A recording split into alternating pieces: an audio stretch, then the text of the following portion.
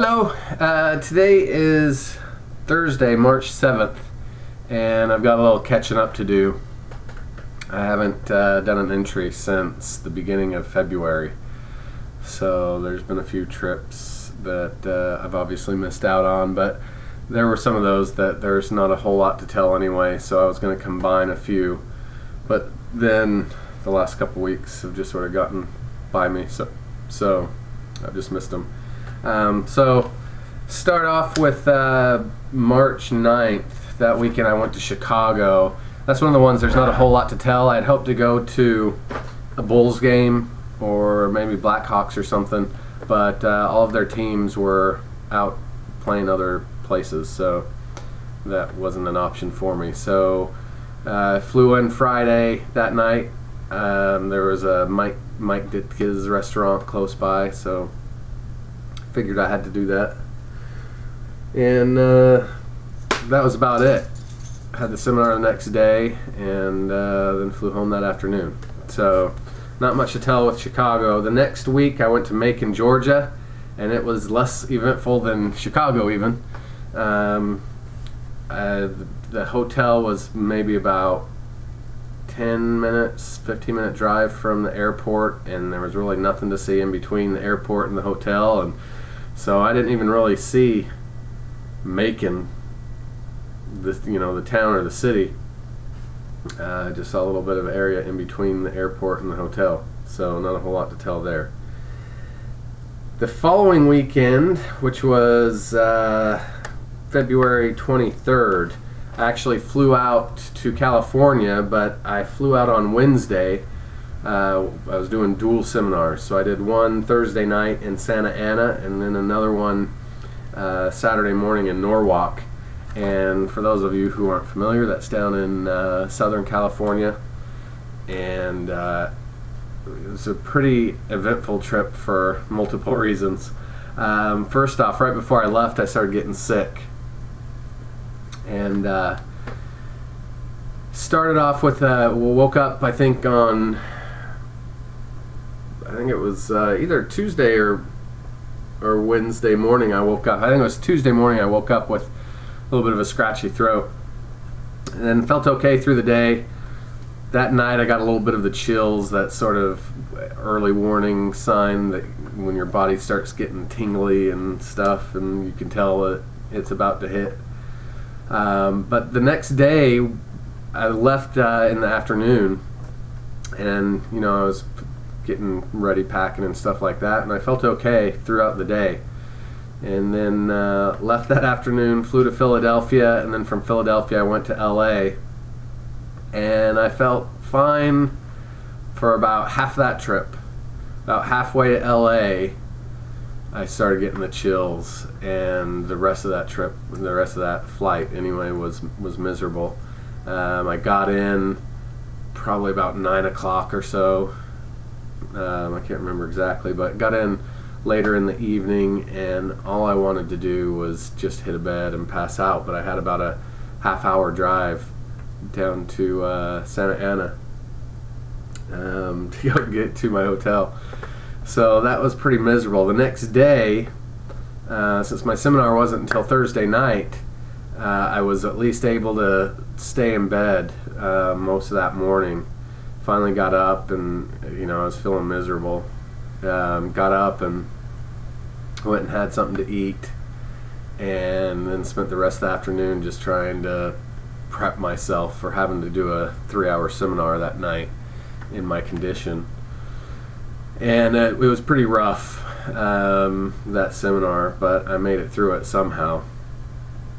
That night, again, the chills really set in, and but the next morning, Friday morning, I felt okay. I felt better than I had in the last couple days, and we had planned on going to Disneyland. I mean, I say we planned because Scott and his wife Jen and Taylor came out, because Scott was doing seminars there as well, and then our boss Roger and his wife were in town doing seminars, and so we'd all planned to go to Disneyland on Friday.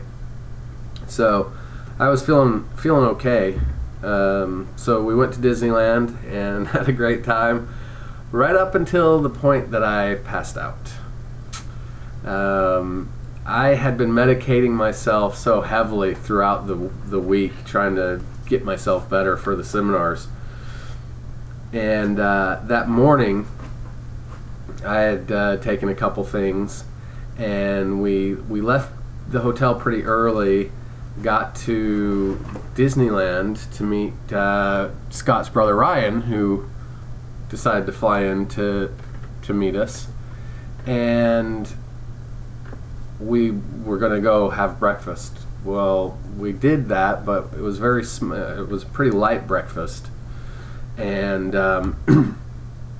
so a little bit later that afternoon, Roger and Leslie had met up with us, and they flew in that morning, and so that's why they met up with us later. But they hadn't eaten anything, and we had eaten a light lunch, and so the three of us decided to go and grab something to eat while the rest of them went on a couple of the rides. Well, I've been prescribed some pain pills, and it's just mild stuff. I think it's called Ultram or something. Pretty mild stuff. But I use it for my back, because when I travel, sitting on those airplane seats, my back starts hurting. But I thought maybe taking some of those would help some of my some of the things that were ailing me with my sickness. So at lunch, right before I ate, I took a couple of those pain pills. We had lunch. It was a pretty big meal. I didn't think much of it. Well, when we got done, we went to look for the rest of the group. So it's Roger, Leslie, and myself, and we're out looking for Scott and Jen and Taylor and Ryan. Well, we tried calling them and couldn't get a hold of them, so we assumed that they were probably on a ride somewhere. And we happened to end up over by the Indiana Jones ride. And we decided, well, while we're waiting for them, we'll just go in and get in line and go on the ride, and then we'll get up with them afterwards. So the line had gotten pretty long. It was actually pretty good lines throughout the whole day. Being a Friday afternoon in February, we hardly ever had to wait too long for lines. But this particular time, it was late in the afternoon, probably 2 or 3 o'clock, I guess. The line had gotten sort of long, and so we decided we were going to go through the singles line. And so we got up in there, and that turned out to be a mistake. And we got about 3/4 of the way through the line, and then we got stopped. And I guess they just weren't needing many singles at that point, because we were waiting for about a half hour or more. So we're in this, and if you haven't ever been to Disneyland and been on the Indiana Jones ride, you go through this like a cave system. So it's all dark, and you know, just the lights that they do have, they flicker. So it's not quite a strobe effect, but you get the idea. So we're sitting we're in this big round area, and we're just standing there waiting for, like I said, for about a half hour. And as we're standing there, I started feeling a little dizzy, and sort of in my head I was having this internal conversation with myself. I was like, oh, I think I'm starting to feel dizzy. And I told myself, no, you're not. Shut up. You're not getting dizzy. Well, right after that, I really started getting dizzy. So I was like, yeah, I am. Luckily, there were 2 wood crates stacked up on top of each other right in front of us, right where we were standing. So I sort of leaned over that, and I told Roger and Leslie, I said, you know, I'm starting to feel a little dizzy. Well, they didn't think too much of it. They didn't think they didn't realize by my saying so that how dizzy I was getting, or that it was an issue or anything, and for good reason. But I leaned over, and I started feeling like I was just rocking back and forth, is what it felt like. And all of a sudden, I felt a hand on my shoulder, and I looked up, and I saw Roger and Leslie standing there, and I realized that there had been some time go by that I wasn't with it. And I went back down and went through the whole thing again, and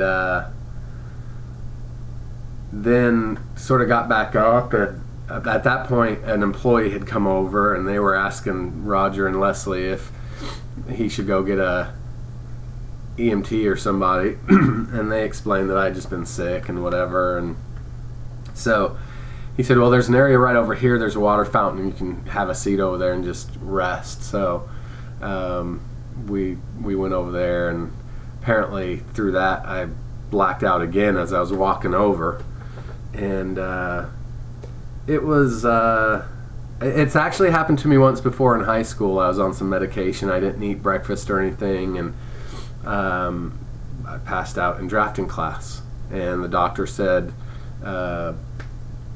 that what had happened is I'd actually had a mild seizure, and we think that's sort of what happened this time. That was Roger's first comment, was that it seemed like I had a mild seizure, that my eyes were rolled back and stuff, so that was pretty eventful. Went and sat down for a while and started feeling better, but wasn't really feeling like standing in that line anymore, so we actually left and went outside and finally met up with Scott and the rest of them and told them what happened. But after that I felt pretty good. You know, I still had a seminar to do the next morning, so sort of concerned me about that, but it is what it is, I guess. It made the trip to Disneyland a little more eventful. Disneyland was great though, aside from blacking out three or four times. Had a really good time, and I'm hoping to go to Disney World I go to Orlando again in October and November, so I'm hoping to go to Disney World, so we get both Disney parks in the same year. But anyway, so had a really good time at Disneyland. It was great to meet up with everybody. Being out here in North Carolina, you know, there's obviously a big disconnect there, and so it's good whenever I'm able to meet up with them, and especially to have, you know, everybody that come out was good. So I luckily only had about a 10-minute drive from Disneyland to where I was staying in Norwalk. So I think we ended up leaving at probably 9 o'clock, 10 o'clock or so, and I made my way to the hotel and felt fine the rest of that evening. Woke up the next day and felt okay, right up until the point where I'm supposed to go on for my seminar. There's a little video that comes on that says, "Now welcome your presenter," and that's when I walk in. And right as that video came on and the guy is saying, "Here's your presenter," I started getting that feeling of dizziness that I got right before I blacked out. And I even had the thought for a second, you know, should I tell somebody? But I had people there waiting to hear me go through this seminar presentation, and I just said, look, what can you do? You buck up, you got to get through it. So I just went on and did the seminar, and there was a couple points where I lost my concentration because I got a little dizzy or whatever, but I made it through it, so it all went well. So overall, it was a I didn't mention that I had a red eye that night, Saturday night, back home, and so once the seminar got over, I had a good, the seminar got over, I got out of the hotel at by 2 o'clock. I didn't have to be at the airport till about 8 o'clock, so I had several hours. So I actually had always, you know, growing up in going to school and stuff, I always heard about the La Brea tar pits and always thought that would be sort of cool to see. So I actually made my way over there, and it's interesting because I don't know what I expected it to be, but it's just this big park right in the middle of town, and it just got these big pits. They look like little lakes, but it's just tar. There's a museum there and stuff, so I went and checked that out. It was pretty cool. And then went to the airport, and it didn't help that after being sick and after everything that happened, that then I had to fly overnight, and then I flew back into Philadelphia and had about a 2 or 3 hour layover there. So just exhausted and still not feeling great. And so it was a rough trip from that standpoint, but it was also a good trip with Disneyland and seeing everybody. So that was California. That was a pretty eventful trip for me. Last week I went to Baton Rouge, Louisiana, and it was another short trip, but I got in pretty early. I got there probably 11 or so, so I had most of Friday to do whatever. So I went and checked into the hotel and went to LSU campus. I went to check that out and went to the football stadium, and I guess they don't do tours or anything. I was sort of hoping to maybe go inside and check it out, but they didn't do that, so I just sort of walked around and found out that they've got the football stadium, and then the basketball stadium is right next door to it, and in between they have this big enclosure. Well, I don't watch LSU football or anything, so I didn't realize that they actually have a live tiger as their mascot. His name's Mike, and they have this big enclosure where he lives.